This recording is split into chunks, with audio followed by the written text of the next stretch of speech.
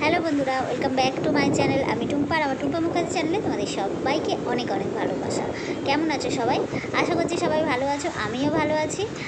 আর আজকে চলে এসেছি একটা ছোট্ট রেসিপির সাথে তোমাদের কাছে।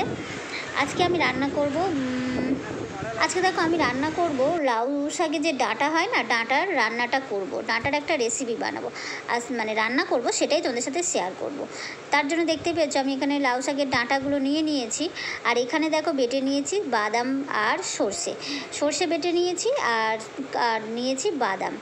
আর এদিকে দেখো কড়া বসিয়ে দিয়েছি, কড়ার মধ্যে দিয়ে দিচ্ছি আমি 5 ফোড়ন আর শুকনো লঙ্কা দিয়ে ভালো করে আমি ভেজে নিচ্ছি। ভালো করে আমি ফোড়নটাকে ভেজে নিচ্ছি। আর বাদাম যে বেটেছি, বাদাম বলতে কি বাদাম আছে ওর মধ্যে বলো তো? ওর মধ্যে আছে আমার কাজু বাদাম আর চারমগজ, পোস্ত আর পেস্তা বাদাম। আমি চিনেবাদামটা দিইনি, তোমরা চাইলে চিনেবাদামটা দিতে পারো। আর দেখো এখন আমার ফোড়নটা ভাজা হয়ে গিয়েছে। আর এখন দেখো ডাঁটাগুলো আমি সব দিয়ে দিলাম। এটা হচ্ছে লাউ শাক হয় না, সেই লাউ শাকের ডাঁটা। পাতাগুলো খেয়ে নিয়েছি, পাতাগুলো ভর্তা বানিয়ে খেয়েছি। আর এই যে দেখো এখন দিয়ে দিলাম নুন আর হলুদ দিয়ে ভালো করে ডাঁটাটা আমি একটু ভেজে নেব। ভেজে তারপরে আমি ভেজে নিই একটু, তারপর আবার ভালো করে মশলাগুলো দেব। আর তোমাদের কী বলো তো, পাতাগুলো তো তোমাদের সাথে শেয়ার করেইছি একবার, যে পাতাগুলো আমি কিভাবে ভর্তা বানাই। লাউ পাতার ভর্তা রেসিপি আমার চ্যানেলে আছে, তোমরা যদি না কেউ দেখে থাকো তাহলে দেখবে, পেয়ে যাবে আমার লাউ পাতার ভর্তা রেসিপিটা। খুব সুন্দর হয় লাউ পাতার ভর্তাটাও। তা ভর্তা বানিয়ে খেয়ে নিয়েছি। তা ডাঁটাগুলো দেখো একদম কচি কচি, তাই না ফেলে এইভাবেই একটা সুন্দর করে একটা দারুণ রেসিপি বানিয়ে নিচ্ছি। এই যে দেখো এখন দিয়ে দিলাম নুন, আর দিয়ে দিলাম জিরে, আর দিয়ে দিচ্ছি হলুদ গুঁড়ো। রেগুলার আমরা যে সব মশলাগুলো ব্যবহার করি সেই সবই বেশি মশলাগুলোই আমি দিচ্ছি, দেখতেই পেয়েছো। হলুদ দিয়ে দিয়েছি, আর এখন দিয়ে দিচ্ছি আমি লঙ্কার গুঁড়ো। প্রত্যেক দিন আমরা প্রতিদিনের যে মশলাগুলো খাই সেগুলোই আমি দিয়ে দিলাম, সবগুলোই দিয়ে এখন এটাকে আমি ভালো করে ভেজে নেব। আর দিয়ে দিলাম একটু চিনি তো দিতেই লাগবে না, লাউ ডাঁটাটা একটু মিষ্টি মিষ্টি হলে তবেই ভালো লাগে, সেজন্য চিনিটা তো দেবেই, অবশ্যই চিনিটা দেবে, না হলে কিন্তু ডাঁটাটা অতটা ভালো লাগবে না একটু মিষ্টি না দিলে। আর এখন দেখো একটু আমি ভেজে নিচ্ছি, এখন আমি জল দিইনি এর মধ্যে, এমনি শুকনোতেই একটু ভাজছি আমি। বেশি সময় ভাজবে না, কারণ তাহলে মশলাটা পুড়ে যাবে। অল্প সময় একটু গ্যাস একদম কমিয়ে একটু ভেজে নেবে, যাতে গন্ধটা চলে যায়, মশলার যে একটা গন্ধ থাকে যাতে চলে যায়, সেই জন্য একটু অল্প সময় ভেজে নিতে হবে। আর এই যে দেখো এখন দিয়ে দিলাম আমি অল্প সময় ধরে একটু ভেজে নিই, আর দিয়ে দিলাম গরম জল। আমি গরম জল সবসময় ব্যবহার করি, সেই জন্য আমি গরম জল দিয়ে দিলাম। তোমরা চাইলে গরম জল নাও দিতে পারো, ঠান্ডা জল দিয়েই করতে পারো। তবে আমি বলবো গরম জল দিয়ে রান্নাটা করা ভালো, এতে রান্নাটার স্বাদও খুব সুন্দর হয়, আর রান্নাটা খুব তাড়াতাড়ি হয়ে যায়। দেখতেই পাচ্ছ ডাঁটাগুলো খুব কচি কচি, তাই পাতাগুলো খেয়েছি, ডাঁটাগুলো কি আর ফেলে দেবো বলো? পাতাগুলো ভর্তা বানিয়ে খেলে খুবই ভালো লাগে, দারুণ হয়। আমার ছেলের তো খুবই পছন্দের। আর এই যে দেখো এখন আমি এর মধ্যে দিয়ে দেব যে আমি বেটে রেখেছিলাম যে বাদাম বাটা আর সর্ষে বাটা, সেগুলো সব এখন দিয়ে দেবো। তার আগে একটু কিছুক্ষণের জন্য আমি চাপা দিয়ে রেখে দেবো, দিয়ে তারপরে আমি সব কিছু দিয়ে দেবো এর মধ্যে।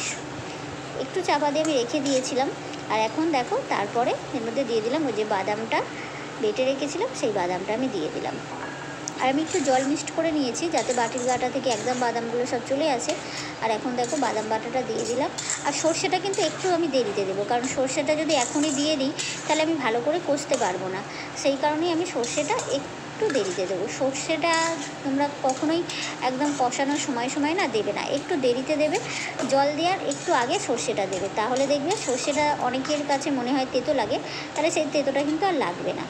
দেখো সেই জন্য আমি সর্ষেটা একটু দেরিতেই দেবো। আগেই দেখো একদম কষাতে কষাতে শুকনো হয়ে গিয়েছে, আর একটু ভালো করেই কিন্তু কষিয়ে নিতে হবে।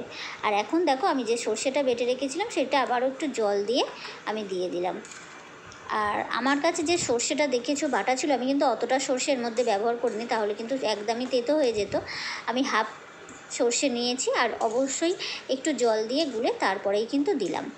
আর এখন বেশি আর এটাকে আমি কষবো না, এখন চাপা দিয়ে রেখে দিলেই ব্যাস আমার রেডি হয়ে যাবে একদম ডাঁটার লাউ শাকের যে ডাঁটার রেসিপিটা। দেখতেই পাচ্ছ। তোমরা এইভাবে সবসময় তো ডাঁটা খাও, এইভাবে একবার বানিয়ে খেয়ে দেখতে পারো। আমি যেভাবে বানালাম অবশ্যই ভালো লাগবে। আর এই যে দেখো চাপা দিয়ে রেখে দিয়েছিলাম, একদম শুকনো হয়ে গিয়েছে। এখন দেখো আবারও একটু আমি জল দিয়ে দিচ্ছি, তবে একদম পাতলা আমি তো ঝোল করব না, শুকনো শুকনোই থাকবে, তাই অল্পই জল দেবো, বেশি জল দেবো না। আর ডাঁটাটা এতক্ষণ কষাতে কষাতে বাদাম দিয়ে তারপরে এমনি ভাজতে কষাতে কষাতে মোটামুটি আমার হয়ে এসেছে, তাই আমার বেশি জল আর দিতে লাগবে না, আমি শুকনো শুকনোই করব। তোমরা যে যেরকম খাবে, মানে শুকনো খেলে শুকনো, আর যদি একটুখানি কাই রাখতে চাও তাহলে জল দিতে পারো আর একটু বেশি করে। আমি একদম শুকনো করব, সেই জন্য দেখো অল্পই জল দিয়েছি। চলো এখন চাপা দিয়ে কিছুক্ষণ রেখে দেবো, বলতে 5-7 মিনিট চাপা দিয়ে রেখে দেবো, তবে মাঝে মাঝে কিন্তু একটু নেড়ে দিতে হবে। চলো 5-7 মিনিট পরে তোমাদের দেখাচ্ছি।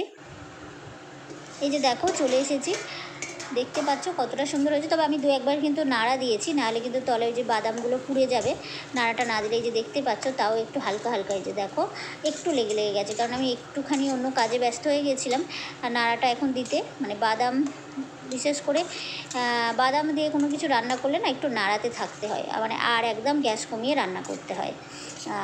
বাদাম বলো বা পোস্ত বলো, চারমগজ বলো, এইগুলো দিয়ে রান্না করলে একটু সময় ধরে হাতে সময় নিয়ে রান্না করতে লাগে, নাহলে কিন্তু তলায় লেগে যায়।